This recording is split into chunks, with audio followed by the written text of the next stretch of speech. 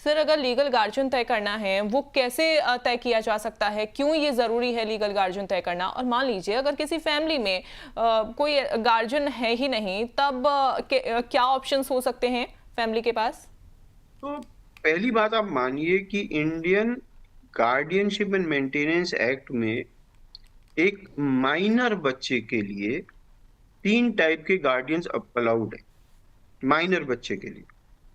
पहला है natural guardian, जो पेरेंट्स के अलावा नहीं हो सकता कोई।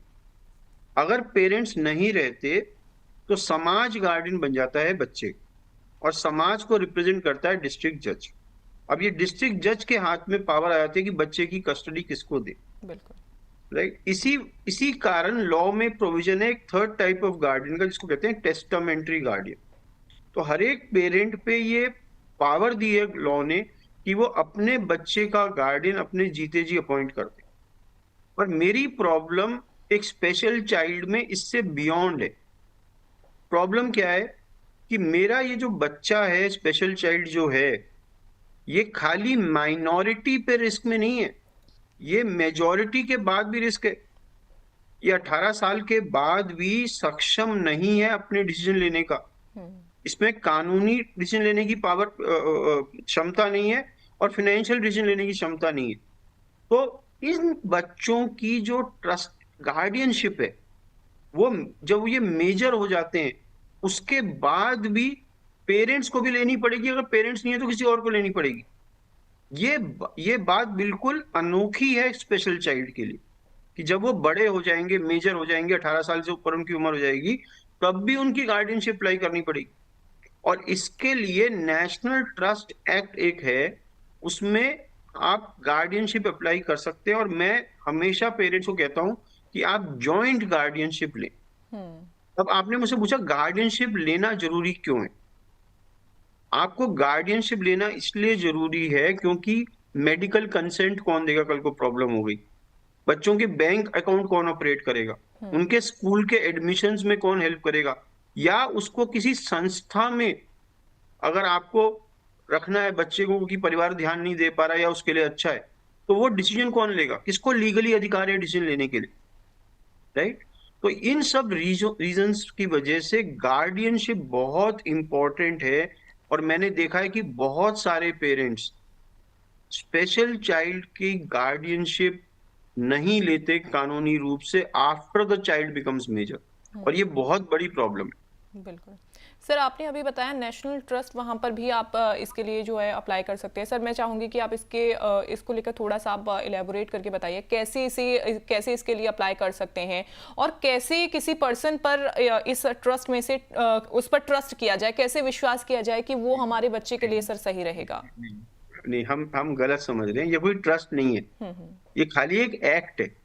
ओके। राइट, और ये इस नेशनल ट्रस्ट एक्ट कहते हैं, उसके अंदर एक स्पेशल चाइल्ड की गार्डियनशिप मिल जाती है पेरेंट्स को, या पेरेंट्स के अभाव में किसी और को, जिसको जो अप्लाई करता है गार्डियनशिप के लिए। ओके। ओके। और उसमें कुछ प्रोविजंस हैं जिससे कि आप बच्चे की देखभाल सुनिश्चित होती है कि उसके साथ कुछ गलत ना हो। राइट, तो उसका कुछ एनफोर्समेंट है, उनमें कुछ चेक्स एंड बैलेंसेस क्रिएट किए गए। जो नेशनल ट्रस्ट एक्ट है, ये जो डिस्ट्रिक्ट मैजिस्ट्रेट है उसके द्वारा एक गठित एक कमिटी है, वो देता है ये। तो इसको आप डिटेल में एक कानूनी पर्सन जो जो इसमें डील करता हो, उससे आप डिटेल में समझिए कि कैसे आप अपने बच्चे की नेशनल ट्रस्ट एक्ट में गार्डियनशिप ले सकते हैं after the child turns major. Right, और माइनॉरिटी में उसमें लेनी पड़ेगी अगर पेरेंट्स नहीं रहे। तो ये कोई ट्रस्ट नहीं है, ये एक एक्ट है। बिल्कुल। तो ये ट्रस्ट नहीं है, ये एक्ट है, नेशनल ट्रस्ट एक्ट। सर, अगर पेरेंट्स बिना किसी ठोस प्लानिंग के दुनिया से चले जाएं, तो स्पेशल चाइल्ड के जीवन में सबसे बड़े कानूनी, सामाजिक और वित्तीय संकट कौन कौन से सामने आते हैं? और सर, क्योंकि आपने कहा कि प्लानिंग करना बहुत ज़्यादा ज़रूरी है, और तभी प्लानिंग आप कर लें जब आपको ये पता चले कि आपका जो बच्चा है वो स्पेशल चाइल्ड है। लेकिन बहुत सी ऐसी फैमिलीज़ होंगी अभी तक जिन्होंने ऐसी प्लानिंग जो है वो नहीं की होंगी। तो मैं चाहूँगी कि सर इसके बारे में भी आप बताइएगा।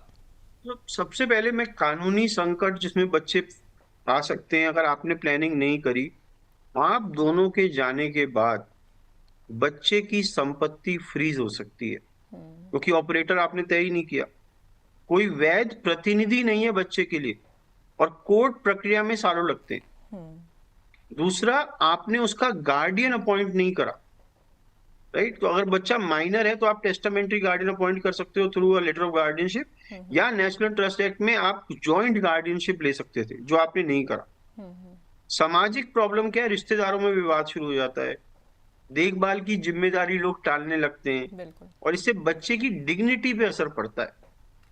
और वित्तीय प्रॉब्लम्स क्या होती है, पैसा होते हुए भी खर्च नहीं कर पा रहे बच्चों पे, है ना, सरकारी पेंशन और बेनिफिट अटक जाते हैं, गलत लोगों के पास पैसों का नियंत्रण चला जाता है। और इन सब चीजों से बच सकते हो अगर आपने एक प्लानिंग प्रॉपर करी हुई हो, आपने एक प्रॉपर स्पेशल चाइल्ड ट्रस्ट बनाई हुई हो, बच्चे की गार्डियनशिप इंश्योर करी हुई हो, आपने पहले से प्रोविजन किया हो कि मेरे बाद ही बच्चा इस जगह जाके रहेगा, आपने वो आइडेंटिफाई किया हुआ हो वो संस्था जहाँ पे बच्चा रहेगा।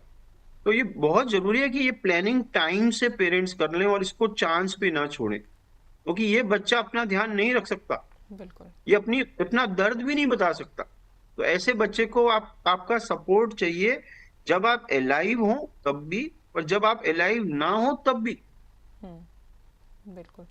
बिल्कुल सर। और चूंकि हम ये देखते हैं कि कई बार लोग जो हैं वो सही से प्लानिंग जो है वो नहीं कर पाते हैं, और आपके जाने के बाद आपके बच्चे का, स्पेशल चाइल्ड का ध्यान कैसे रखा जाए, तो आपको प्लानिंग करनी बहुत ज़्यादा ज़रूरी है। और अभी जो सर ने पॉइंट्स बताए हैं इन पर आप खास तरीके से फोकस आप करिएगा कि अगर आप चले जाते हैं और आपने प्लानिंग नहीं की तो ये परेशानी जो है वो आपके बच्चे के सामने खड़ी हो सकती है, उसकी जो संपत्ति है वो भी फ्रीज हो सकती है।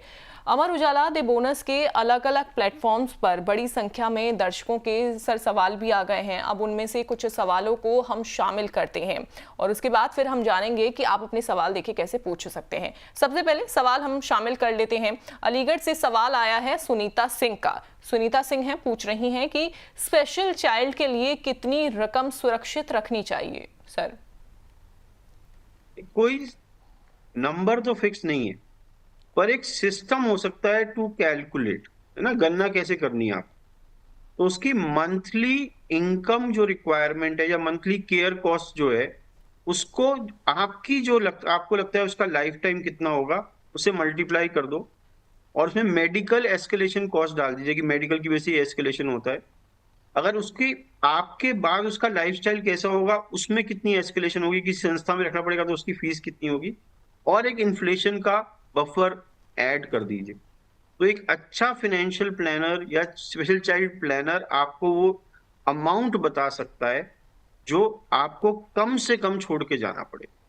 पर रकम से ज्यादा जरूरी है रकम की स्थिरता और नियंत्रण, कि वो पैसा कंजर्व प्रॉपरली हो और कंट्रोल प्रॉपरली हो जो आप बच्चे के लिए छोड़ के जाए। और बच्चे के लिए लमसम की ज्यादा जरूरी नहीं है, बच्चे के लिए मंथली इनकम ज्यादा जरूरी है, ये बात याद रखिएगा।